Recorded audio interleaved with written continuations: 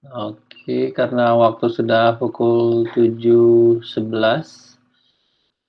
saya akan coba mulai dulu perkuliahan pada pagi hari ini ya. Untuk teman-teman yang menyusul, nanti boleh menyusul aja diinfoin. Seperti di silabus, pada kali ini untuk selanjutnya melanjutkan materi yaitu digital transmissions. Materi ini juga sebenarnya sudah saya record dan diupload, jadi teman-teman bisa lihat juga. Adapun materinya juga sudah saya full di post linknya. Sudah dibuka semua belum di post? Belum, Pak. Coba dibuka dong, sambil online dibuka postnya. Jadi bisa sambil lihat materi-materinya. Ntar ada yang masuk lagi nih. Rizky. Nah, next. Jadi ternyata pas saya cek di silabus, digital transmission ini di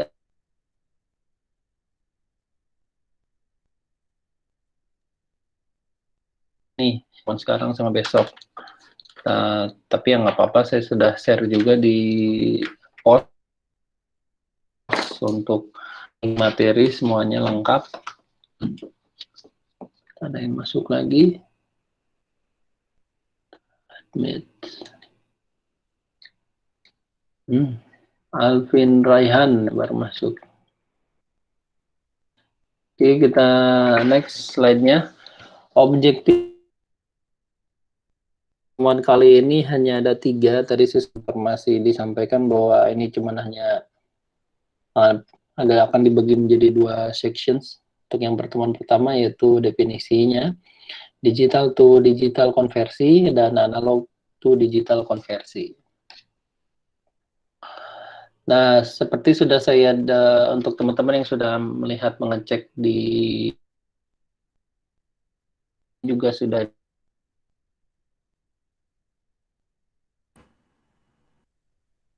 direpresentasikan baik dalam bentuk analog maupun digital. Yang minggu-minggu sebelumnya sudah kita bahas ini. Komputer menggunakan bentuk digital untuk menyimpan informasi, karena kan dalam bentuk bit 1 dan 0. Oleh karena itu, data tersebut perlu diubah dalam bentuk digital yang tadinya analog agar dapat digunakan oleh komputer. Gitu. Nah, pada awalnya memang semuanya berupa analog transmissions, di mana sinyal yang besaran itu pasti power outputnya akan berubah-berubah. Nah, berubahnya itu akan dinamakan dengan amplitudo, karena berdasarkan besarannya. Adapun besaran power tersebut di dalam satu siklus waktu berdasarkan timetable itu dinamakan dengan istilah frekuensi. Nah, semua analog tersebut hampir mempunyai kemampuan yang tak terbatas dalam berkomunikasi. Pada intinya, karena adanya mekanisme amplitudo ini yang berubah-berubah dari skema sinyal analog, nih dilihat di sini, dari tiap gelombang, jadi akan menghasilkan informasi yang salah. Ada Rudi Rahmat. Informasi yang salah atau ada selalu ada terjadi error correction atau membutuhkan retransmisi data untuk mendapatkan informasi yang benar. Oleh karena itu, perlulah mengatasi hal tersebut dengan digital transmission ini. Jadi itu salah satu background-nya, selain karena memang perkembangan zaman. Yang tadinya analog itu akan dirubah menjadi digital. Bahkan sekarang kalau teman-teman lihat di TV atau nonton di TV ataupun di beberapa media massa disampaikan bahwa sekarang semua televisi yang berbasis analog juga sudah beralih ke digital. Karena memang dengan perubahan tersebut itu tidak ada lagi yang seperti istilahnya TV-nya itu banyak semutnya gitu. Nah, sekarang kadang kan kalau iklan yang suka nyeleneh-nyeleneh itu harus kita sebagai yang kaum Adam gitu harus menggeser-geser si antenanya tersebut agar mendapatkan sinyal yang bagus gitu. Geser sedikit saja itu nanti sinyalnya kurang bagus lagi, banyak semutnya. Nah, itu gitu. Dan digital transmisi tersebut berbasis sistem binari, dan hanya 2 bagian yang ditransmisikan yaitu 1 dan 0 dalam rangkaian listrik, dan biasanya direpresentasikan dengan tegangan 0 volt. Dan angka satunya ini biasanya direpresentasikan dengan 5 volt. Tapi untuk mekanisme ini akan berubah-berubah tergantung dari teknik di mana dia gunakan. Tuh, nah ini adalah digital to digital konversi. Sebenarnya untuk digital to digital conversion ini tidak ada isu. Karena memang berbasisnya sama gitu, istilahnya dari digital ke digital konversi lagi. Dimana adalah kalau di sini encode digital to digital adalah representasi informasi digital oleh sinyal yang berupa digital juga gitu. Ketika binaran 1 0 dihasilkan komputer, diterjemahkan menjadi urutan pulsa tegangan yang disebarkan melalui kabel. Proses ini dikenal dengan sebutan pengkodean digital to digital. Nah, ternyata digital ke digital conversion itu punya 3 kategori juga. Di antaranya ada mekanisme unipolar, polar, dan bipolar. Ini yang pertama adalah unipolar. Kalau unipolar, simpelnya adalah ini nih. Dalam unipolar encoding, saat angka 1 dianggap sebagai tegangan tinggi dan 0 dianggap sebagai tegangan 0. Itu dia key point-nya. Di mana ini digambarkan 0, 1, kalau 0 itu berarti tidak ada tegangan, rendah ini. Dilihat amplitudo dan berdasarkan waktunya. Tegangannya 0, angka 1 berarti ada nilainya, lalu 0, 0 dia panjang, 1 lagi, lalu 0 lagi. Begitu cara bacanya. Dan ini ada 2 masalah yang membuat skema ini kurang diinginkan. Bagaimana kalau misalnya ada komponen DC, ini komponen DC yang kompleks. Ini ada sedikit typo. Lalu proses sinkronisasi juga ini ada skema ini kurang begitu diinginkan karena pada saat sinkronisasi ini harus tidak bisa searah begitu saja, begitu ya. Terus untuk selanjutnya ini polar.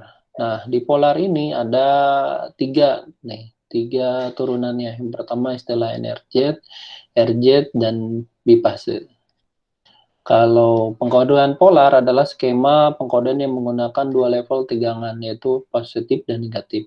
Pada intinya memang hampir semuanya sama.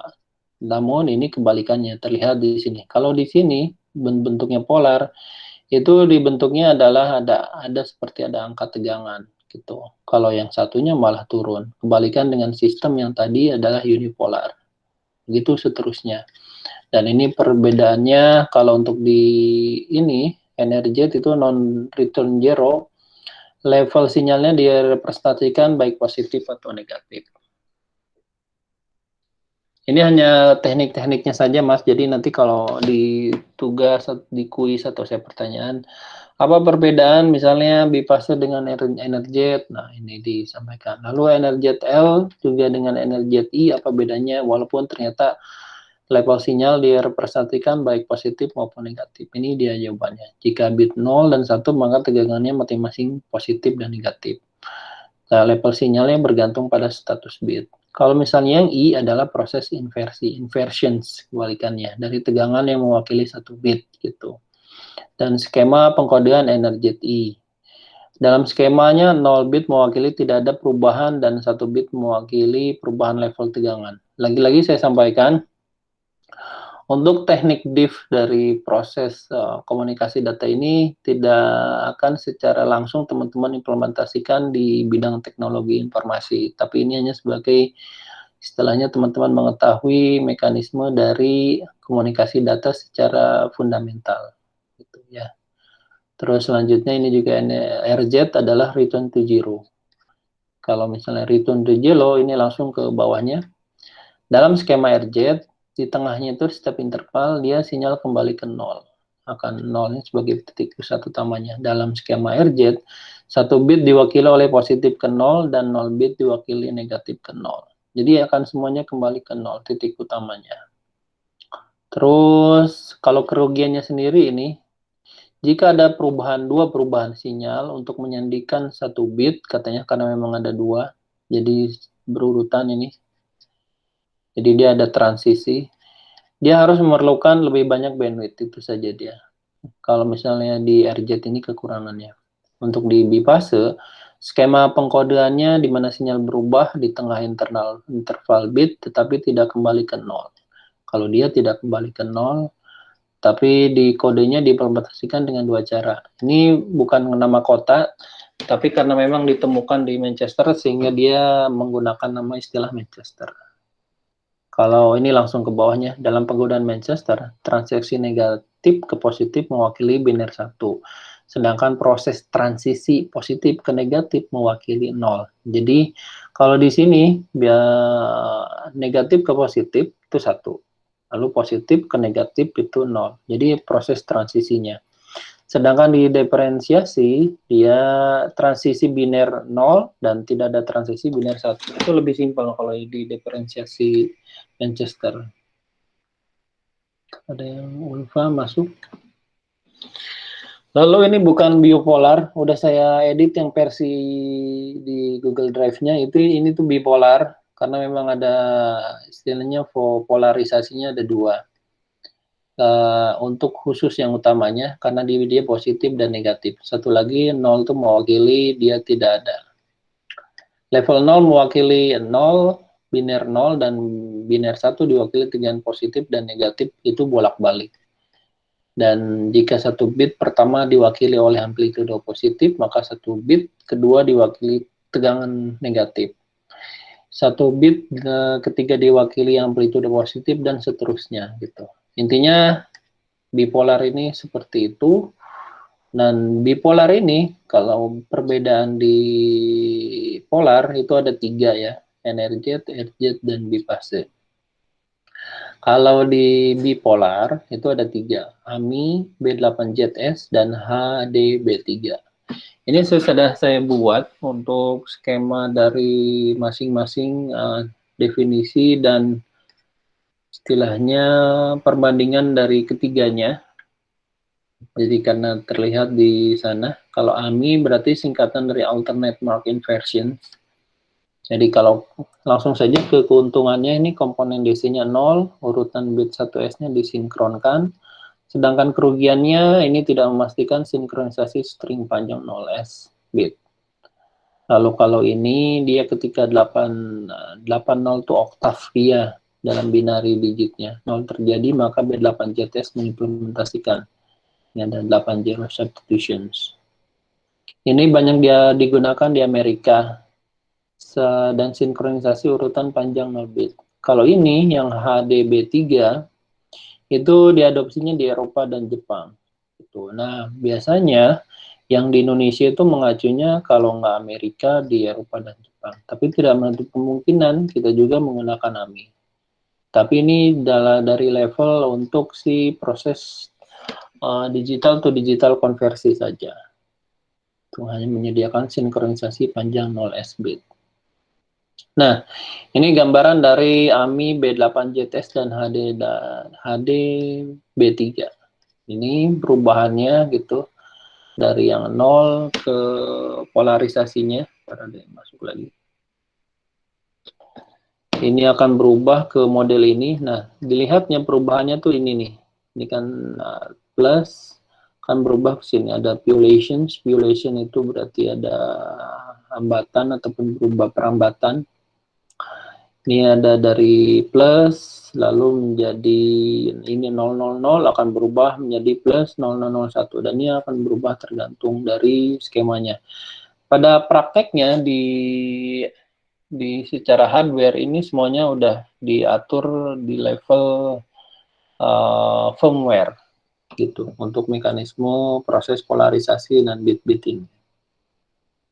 Lalu selanjutnya ke analog to digital konversi. Nah, berbeda dengan yang tadi digital to digital konversi, tekniknya banyak. Analog to digital konversi ini walaupun ada teknik yang digunakan, tapi teknik ini bersifat saling melengkapi satu sama lain. Di mana ada full amplitudo dan lalu dilengkapi dengan full code modulations. Diilustrasikan, ini yang analog berupa grafik chartnya seperti ini, lalu masuk ke digital, dia lebih kaku karena sudah langsung dalam berupa bit-bit 101010 gitu. Ya. ADC ini berarti analog to digital conversion. Ini in, lalu out. Begitu kebalikannya juga kalau di sini in, berarti sininya out. Ketika sinyal analog didigitalkan, dan ini disebut proses konversi analog to digital. Misalnya katanya di sini dituliskan manusia mengirim suara dalam bentuk sinyal analog. Kita perlu mendigitalkan sinyal analog yang tidak terlalu rentan terhadap noise. Ya. Ini membutuhkan pengurangan jumlah nilai dalam pesan analog tersebut sehingga dapat direpresentasikan dalam aliran digital. Makanya perlu digital ini untuk mengurangi noise. Dalam konversi analog digital, informasi yang terkandung dalam bentuk gelombang kontinu diubah menjadi pulse. Pulse ini pulse digital. Nah, tekniknya tadi sudah dibahas, ada dua, dan teknik ini bukan berbeda satu sama lain, tapi saling melengkapi. Ini ada prosesnya namanya PAM, Pulse Amplitude Modulations. Ini adalah teknik yang digunakan untuk konversi yang pertama, level pertama. Mengambil sinyal analog, mengambil sampel, dan menghasilkan serangkaian pulsa digital berdasarkan hasil pengambilan sampel. Dari sampel tersebut yang pada interval yang sama, lalu teknik PAM ini akan tidak berguna dalam artian kalau langsung diambil begitu saja datanya. Lalu dia diterjemahkan lagi dari gelombang aslinya ke pulsa. Tapi pulsa ini merupakan digital. Untuk membuatnya menjadi digital, makanya ini penting. Next step ke yang namanya teknik PCM. Makanya dari PAM ini ditransfer lagi, di forward lagi ke PCM untuk diubah menjadi sinyal. Next ke PCM. PCM ini Pulse Code Modulations. Dari namanya berarti dia ada proses memodifikasi pulsa berdasarkan secara modular yang dibuat oleh PAM yang sebelumnya ini ya. PAM, yang kalau PAM ini berdasarkan sampel data dengan amplitudonya yang intervalnya yang sama. Masuk lagi. Lalu diubah menjadi digital sinyal. Untuk mencapai ini, katanya, dia akan menghitung pulse dari PAM-nya tadi yang sudah disebut berdasarkan interval yang sama ini. Dan itu disebut proses kuantisasi. Proses kuantisasi adalah menerapkan nilai integral dalam rentan tertentu, contohnya dalam sampel. Nah, dari angka yang ini sama si PCM ini dilihat nih integrasi di kuantisasi itu dihitung nilainya. Oh, ini plus 24, ini plus 34 nilainya dalam satuan amplitudonya, kalau yang tadi masih belum.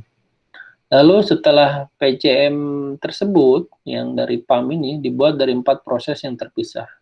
Yaitu pertama PAM, lalu ada proses kuantisasi, lalu dimasukkan ke pengkodean biner. Jika misalnya 0 plus 24 ini berarti nilai range-nya berapa? Oh, nilainya 000011000000 itu plus 24. Lalu ini ada plus 38 00110001. Lalu plus 48 angkanya dirubah plus gitu. Jadi ini mirip-mirip ke proses konversi ke sandi Morse dan lain sebagainya kalau kita pernah mengikuti kayak dulu di SMP atau SMA pramuka gitu. Oke, ini untuk pertemuan hari ini ada 3 step, yaitu untuk definisi digital to digital konversi dan analog to digital konversi. Hari ini juga tidak akan saya open lama karena kebetulan setelah minggu kemarin saya dari luar kota, ternyata air di rumah bermasalah walaupun sedang musim hujan. Hari ini ada pengerjaan di rumah, teman-teman. Jadi saya mohon maaf sekali, nanti akan saya absensi, dan untuk question and answer ini nanti teman-teman boleh di Japri. Lalu forum sudah saya update juga, lalu materi juga saya sudah upload. Dokumentasi recording juga sudah saya upload di post, hanya tinggal kuisnya. Nah, nih teman-teman, saya mau nanya nih, kuisnya kan e-learning kita tuh sering down ya, mohon maaf saja ini. Saya berencana akan membuat kuisnya itu di platform yang berbeda, bukan di postnya langsung, tapi linknya akan saya sampaikan di mana di post kita. Bagaimana, setuju? Boleh, Setuju? Pak. Setuju ya? Iya, kemarin mohon maaf nih, kemarin 2 minggu kemarin banyak sekali yang japri ke saya. Katanya sudah baru ngerjain satu soal ke riset, pas saya lihat, oh iya nih, nolnya juga tidak sesuai yang diharapkan, pasti nilainya juga.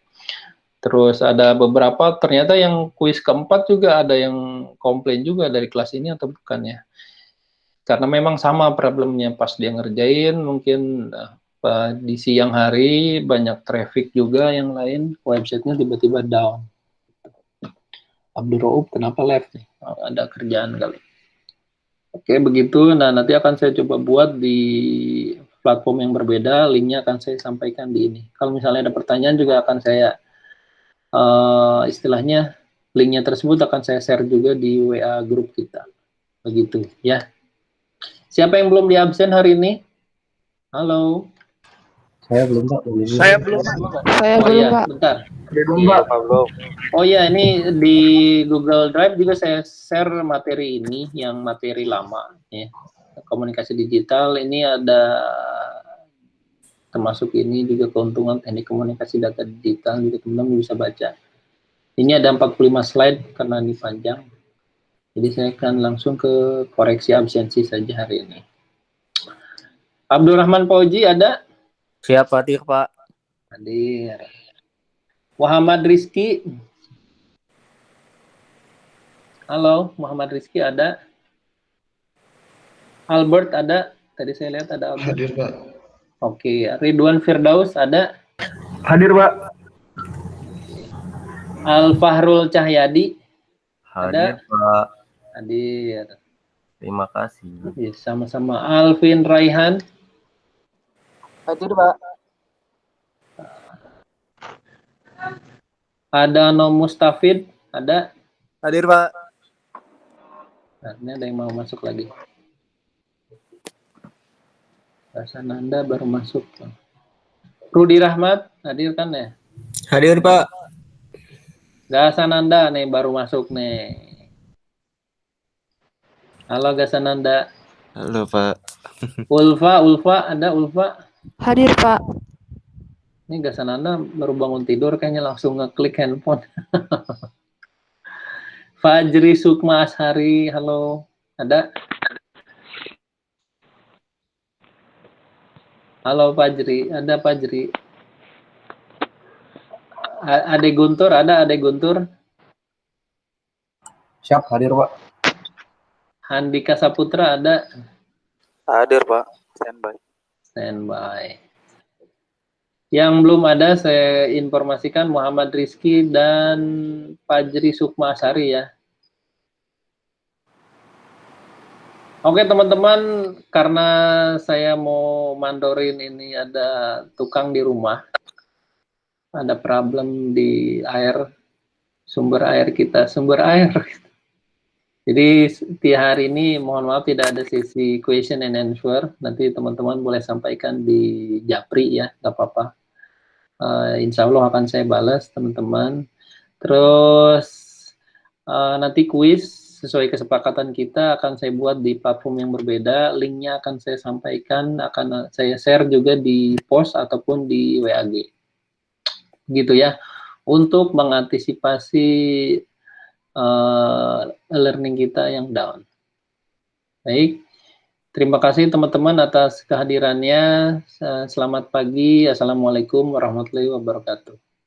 Waalaikumsalam.